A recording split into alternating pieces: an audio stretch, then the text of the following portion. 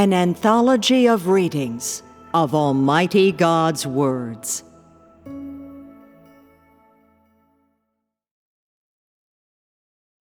Those who love God will forever live within His light. The substance of most people's belief in God is religious conviction. They are incapable of loving God and can only follow God like a robot, unable to truly yearn for God or adore Him. They merely follow Him silently. Many people believe in God, but there are very few who love God. They only revere God because they fear catastrophe, or else they admire God because He is high and mighty. But in their reverence and admiration, there is no love or true yearning. In their experiences, they seek the minutiae of the truth, or else some insignificant mysteries. Most people merely follow. They fish in murky waters only to receive blessings.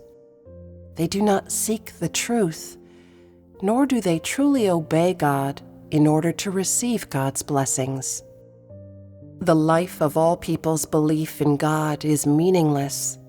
It is without value, and in it are their personal considerations and pursuits.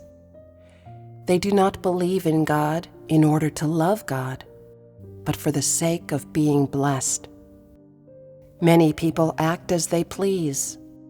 They do whatever they want and never consider the interests of God, or whether what they do is in accordance with the will of God. Such people can't even achieve true belief, let alone the love of God. God's substance is not just for man to believe in. It is, moreover, for man to love. But many of those who believe in God are incapable of discovering this secret, and they don't dare to love God, nor do they try to love Him. People have never discovered that there is so much that is lovable about God. They have never discovered that God is the God who loves man, and that He is the God who is for man to love. The loveliness of God is expressed in His work. Only when they experience His work can people discover His loveliness. Only in their actual experiences can they appreciate the loveliness of God. And without observing it in real life, no one can discover God's loveliness. There is so much to love about God, but without actually engaging with Him, people are incapable of discovering it. Which is to say, if God did not become flesh, people would be incapable of actually engaging with Him. And if they were unable to engage with Him, they also wouldn't be able to experience His work. And so their love of God would be tainted with much falsehood and imagination. The love of the God in heaven is not as real as the love of the God on earth. For people's knowledge of God in heaven is built upon their imaginings, rather than upon what they have seen with their own eyes and what they have personally experienced. When God comes to earth, people are able to behold His actual deeds and His loveliness, and they can see everything of His practical and normal disposition, all of which is thousands of times more real than the knowledge of the God in heaven. Regardless of how much people love the God in heaven, there is nothing real about this love, and it is full of human ideas. No matter how little their love for the God on earth, this love is real. Even if there is only a little of it, it is still real. God causes people to know Him through real work, and through this knowledge, He gains their love.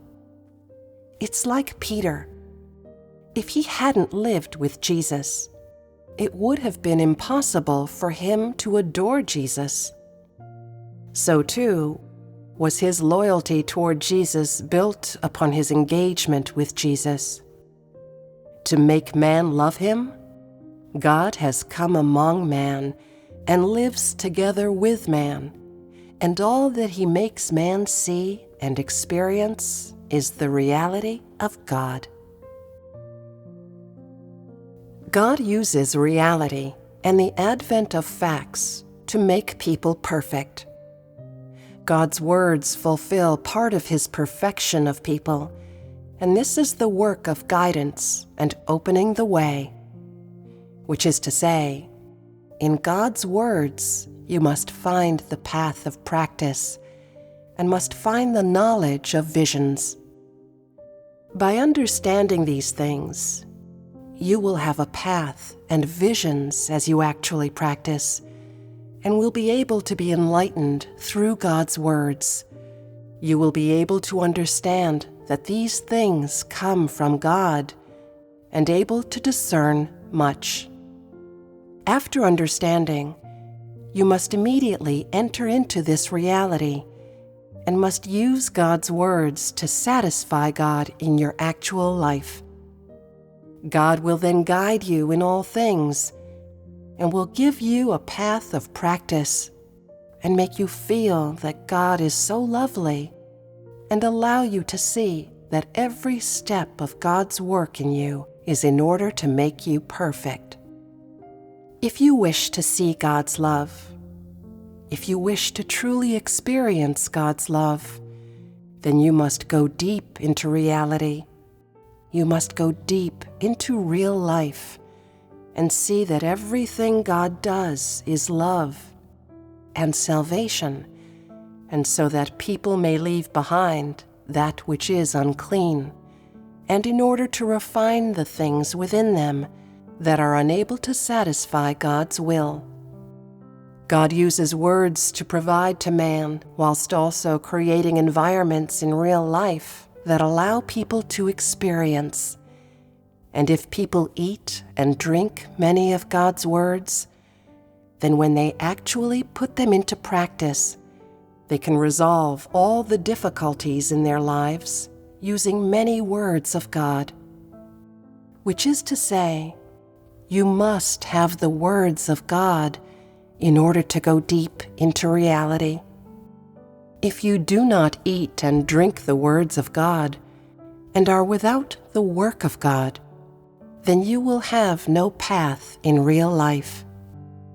If you never eat or drink the words of God, then you will be confounded when something happens to you. You know only to love God and are incapable of any differentiation and have no path of practice. You are muddled and confused, and sometimes you even believe that by satisfying the flesh, you are satisfying God, all of which is the consequence of not eating and drinking God's words. Which is to say, if you are without the aid of God's words and only grope about within reality, then you are fundamentally incapable of finding the path of practice. People such as this simply don't understand what it means to believe in God. Much less do they understand what it means to love God.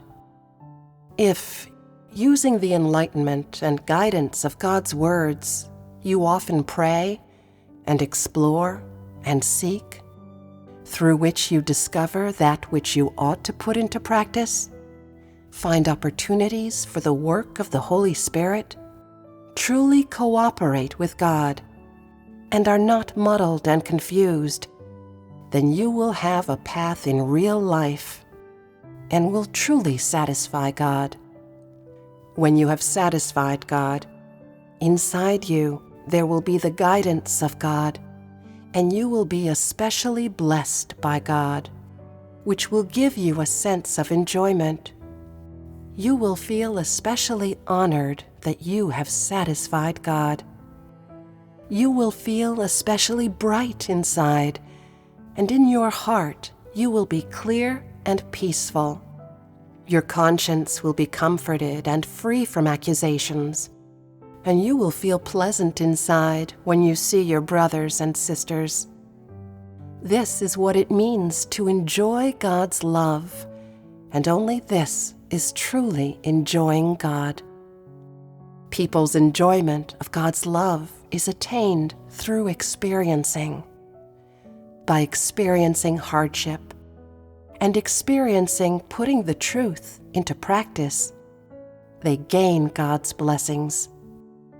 If you only say that God really loves you, that God has paid a heavy price in people, that He has patiently and kindly spoken so many words, and always saves people, your utterance of these words is only one side of the enjoyment of God.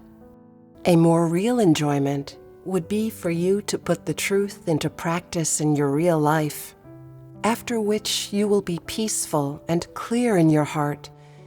You will feel so moved inside, and that God is so lovable, and you will feel that the price you have paid is so worthwhile. Having paid a great price in your efforts, you will be especially bright inside.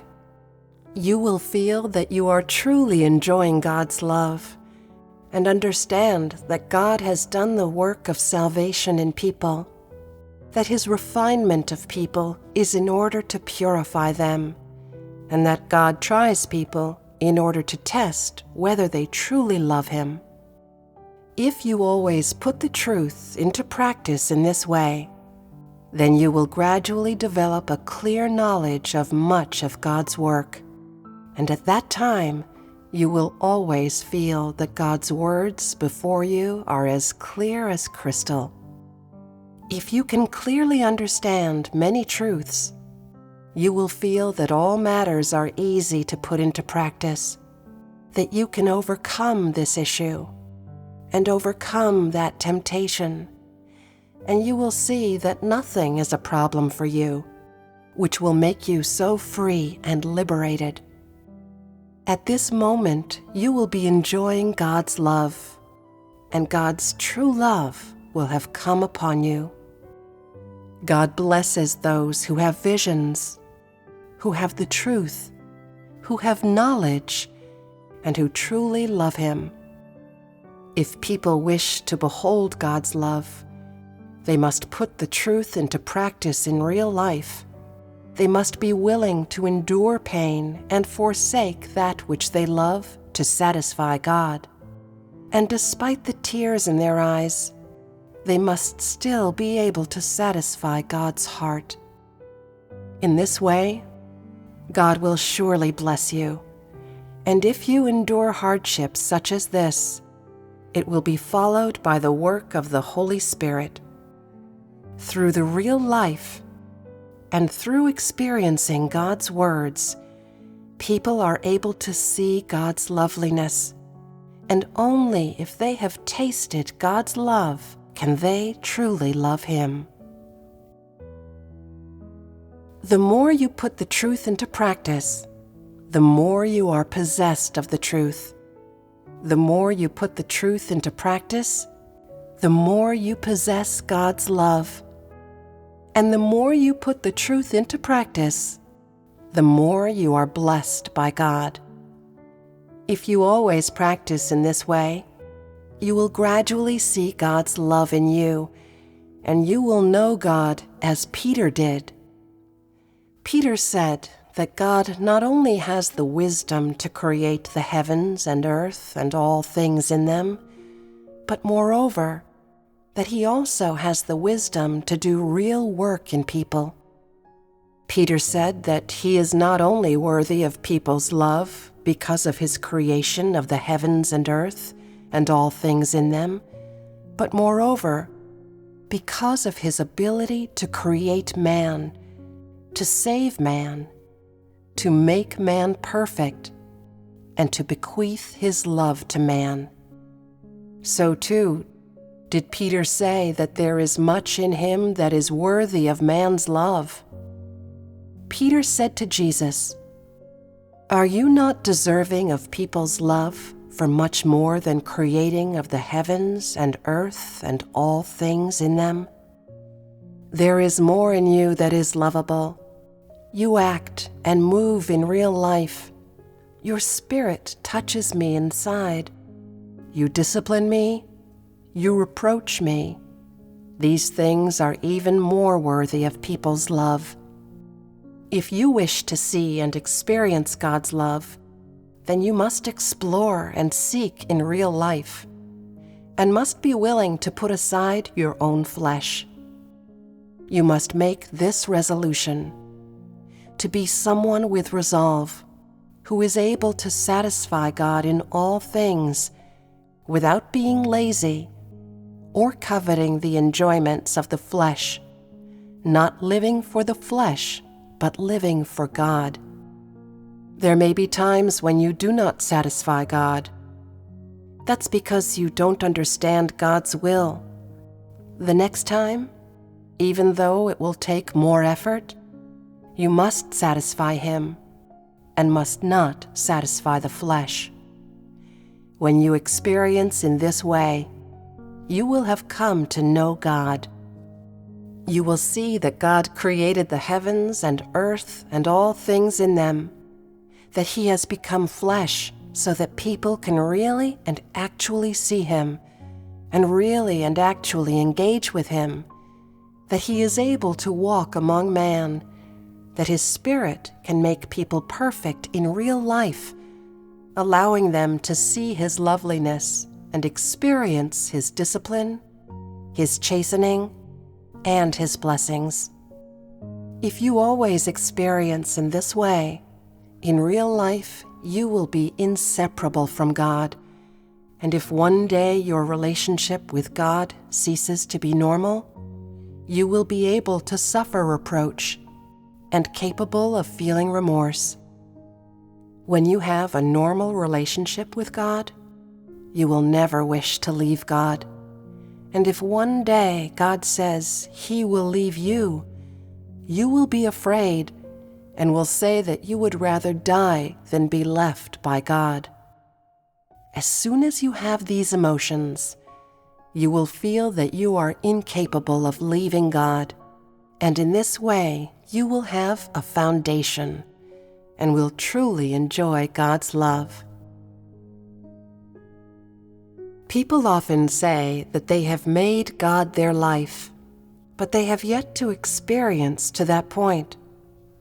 They are merely saying that God is their life, that He guides them every day, that they eat and drink His words each day, and they pray to Him each day, and so He has become their life.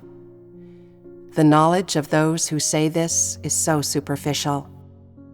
In many people, there is no foundation.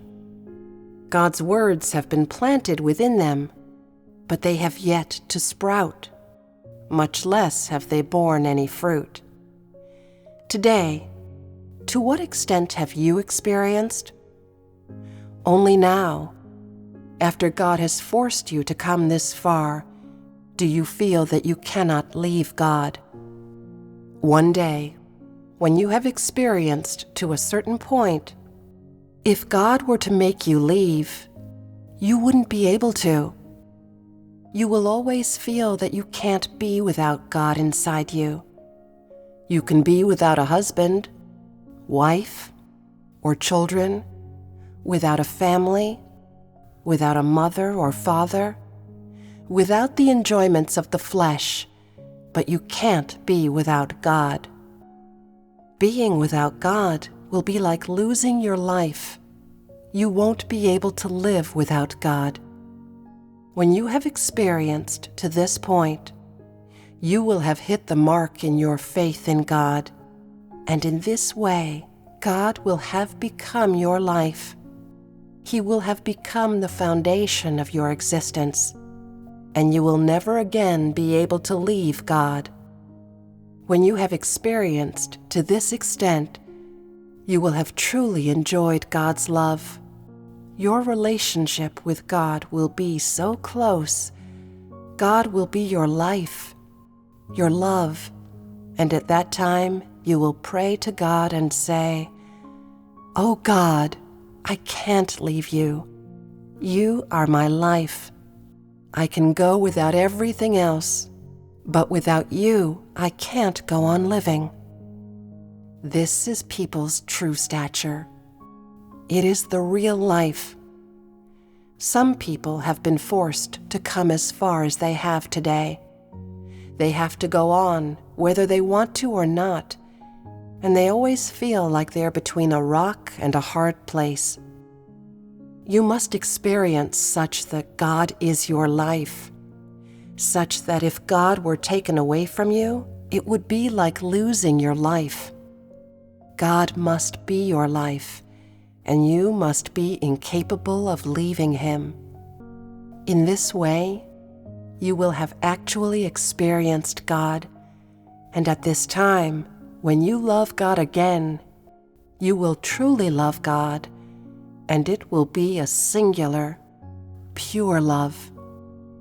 One day, when your experiences are such that your life has reached a certain point, you will pray to God, eat and drink the words of God, and will be unable to leave God inside. And even if you wanted to, you would not be able to forget Him. God will have become your life. You can forget the world, you can forget your wife and children, but you'll have trouble forgetting God. That is impossible. This is your true life and your true love for God. When people's love of God has reached a certain point, nothing they love is equal to their love of God. He is their number one love, and in this way, they are able to give up everything else and are willing to accept all dealing and pruning from God. When you have achieved a love of God that surpasses all else, you will live in reality and in God's love. As soon as God becomes the life within people, they become unable to leave God. Is this not the deed of God? There is no greater testimony. God has worked to a certain point. He has said for people to do service and be chastised or to die, and people have not backed away, which shows that these people have been conquered by God. People who have the truth are those who, in their real experiences, can stand firm in their testimony, stand firm in their position, stand on the side of God without ever retreating, and who can have a normal relationship with people who love God, who, when things happen to them, are able to completely obey God and can obey God unto death. Your practice and revelations in real life are the testimony of God. They are man's living out and the testimony of God. And this is truly enjoying God's love. When you have experienced to this point, your experiences will have had an effect. The people who have truly seen God's love are those who are possessed of actual living out, whose every action is looked upon with admiration by others, whose appearance is unremarkable, but who live out a life of the utmost piety, who commune the words of God and are guided by God and enlightened by God, who are able to speak God's will in their words and commune reality, who understand much about serving in spirit and speak openly, who are decent and upright, who are non-confrontational and decorous, who are able to obey God's arrangements and stand firm in their testimony when things happen to them, and who are calm and composed no matter what they are dealing with. Some people are still young, but they act as someone of middle age. They are mature, possessed of the truth and admired by others. And these are the people who have testimony and are the manifestation of God. Which is to say, when they have experienced to a certain point, inside they will have an insight toward God, and so their external disposition will also stabilize. Many people do not put the truth into practice and do not stand firm in their testimony. In such people, there is no love of God or testimony to God, and these are the people most loathed by God. They eat and drink the words of God, but what they express is Satan, and they allow God's words to be vilified by Satan. In people such as this, there is no sign of God's love. All that they express is of Satan. If your heart is always at peace before God, and you always pay attention to the people and things around you, and what is going on around you, and if you are mindful of God's burden, and always have a heart that reveres God, then God will often enlighten you within. In the church, there are people who are supervisors. They specifically watch the failings of others, and then copy and emulate them. They are incapable of differentiating. They do not hate sin, and do not loathe or feel disgusted by the things of Satan. Such people are filled with the things of Satan, and they will ultimately be utterly forsaken by God.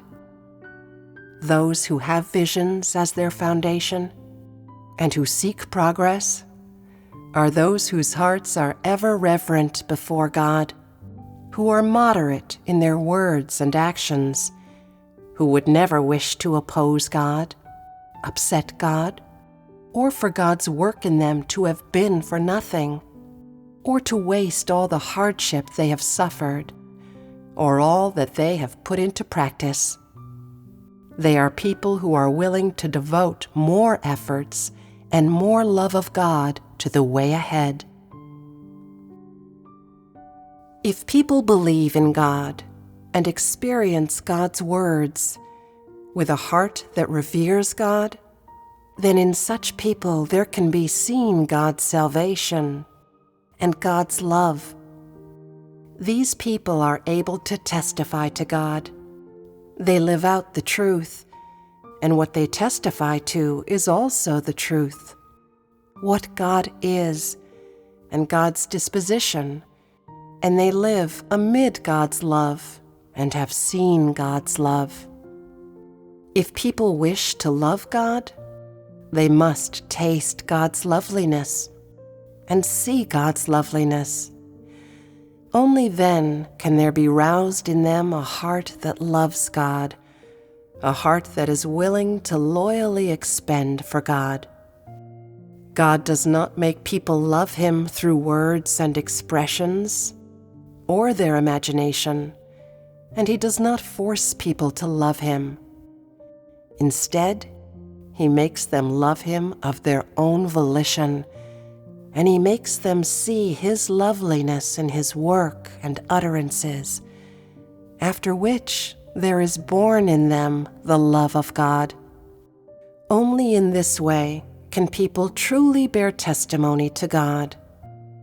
People do not love God because they have been urged to do so by others, nor is it a momentary emotional impulse.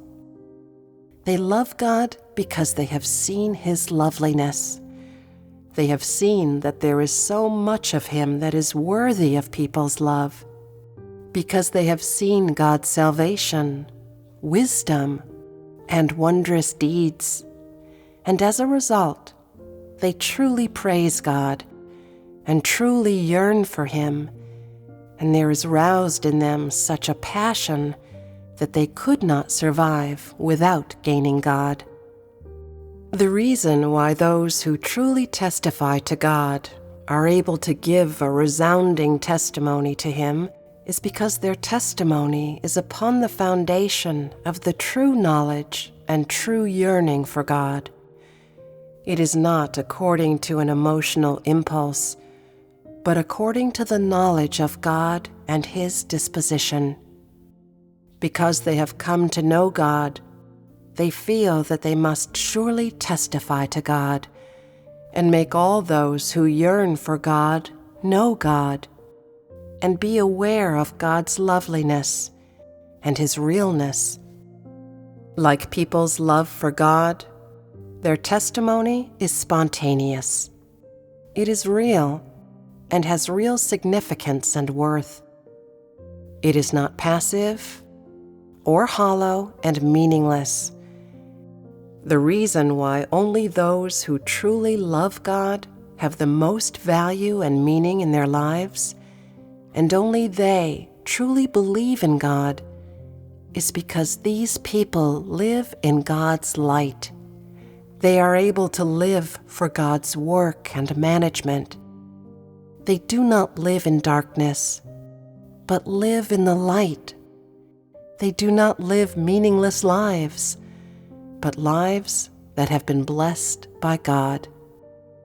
Only those who love God are able to testify to God. Only they are God's witnesses. Only they are blessed by God, and only they are able to receive God's promises. Those who love God are God's intimates. They are the people beloved by God, and they can enjoy blessings together with God. Only people such as this will live to eternity, and only they will forever live under God's care and protection. God is for people to love, and He is worthy of all people's love. But not all people are capable of loving God, and not all people can testify to God and hold power with God. Because they are able to testify to God and devote all their efforts to God's work, those who truly love God can walk anywhere beneath the heavens without anyone daring to oppose them, and they can wield power on earth and rule all the people of God. These people have come together from across the world. They speak different languages and have different skin colors, but their existence has the same meaning. They all have a heart that loves God. They all bear the same testimony and have the same resolve and the same wish. Those who love God can walk freely throughout the world. Those who testify to God can travel across the universe. These people are beloved by God. They are blessed by God, and they will forever live in His light.